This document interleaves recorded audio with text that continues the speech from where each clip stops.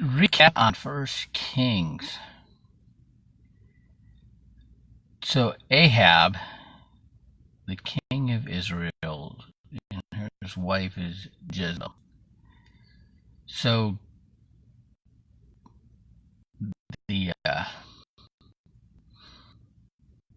Elijah, after bringing down the fire and killing the priests of Baal, and gets threatened by Jezebel, runs away, hides under a broom tree. The angel of the Lord goes to him and says, "What are you doing?" Takes him to some caves. The voice of the Lord calls him, "What are you doing?"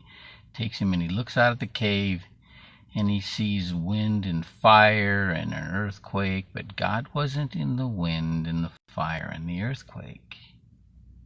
And then he goes to Syria and runs into Elijah, who becomes his apprentice. Right, and then they kind of disappear out. They're not in the picture anymore.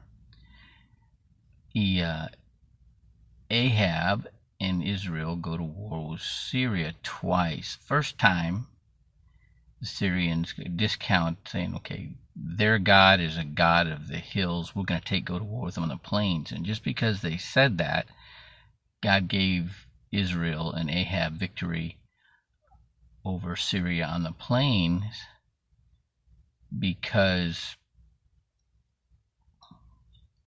they limited God. Because the Syrians try to limit God to just a God of the hill country. Okay. And Ahab and Jehoshaphat, who was the king of Judah, got together and defeated Syria. But then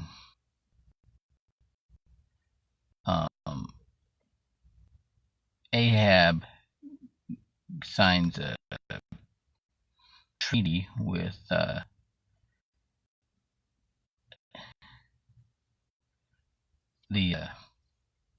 king of Syria. Oh man, and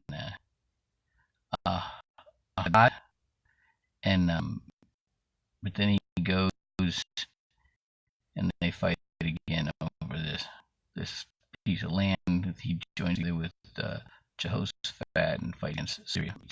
Right, and then Ahab wants this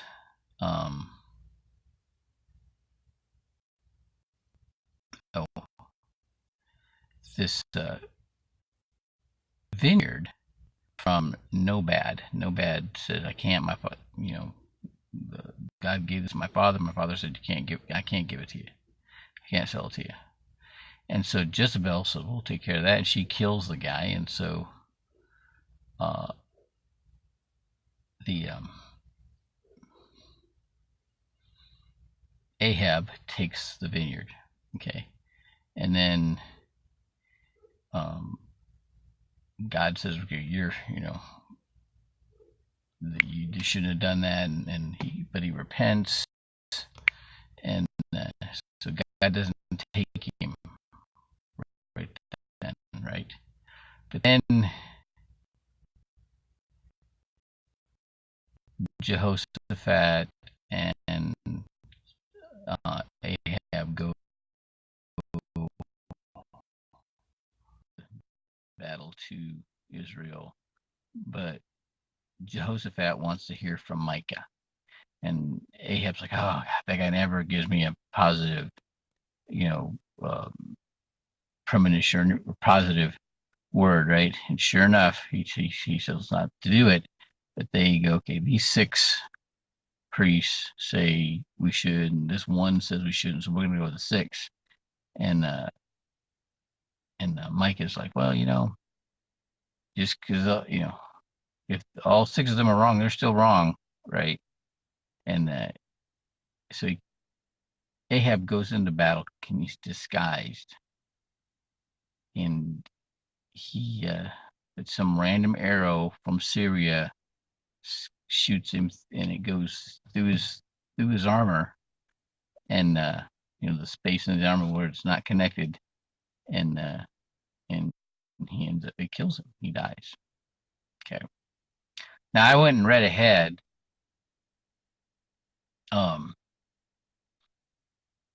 Jezebel, she's going to get eaten by dogs, and this king goes after her, and her eunuchs throw her out the window, and all that's left, because the dogs ate her, are her head, her hands, and her feet. Craziness. So, what am I gleaning out of this?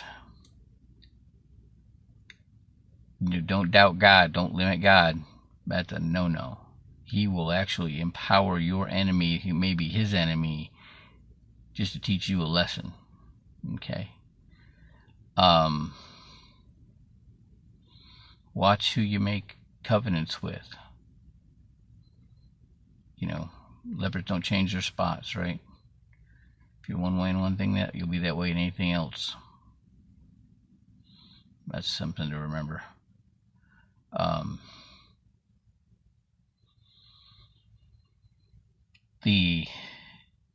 There's something to the scene outside the cave with Elijah, where he sees wind and fire and earthquake, but God isn't in the earthquake. And that takes me to Revelations, right? That's all that turmoil going on, wars and rumors of wars, right? That God in that. Okay, and that's not where our focus is supposed to be. There's going to be another vision by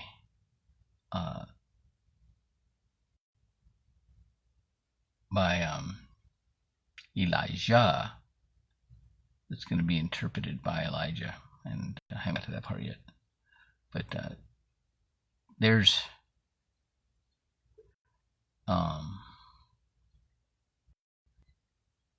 interesting things, right? The Jews tried to make the law God,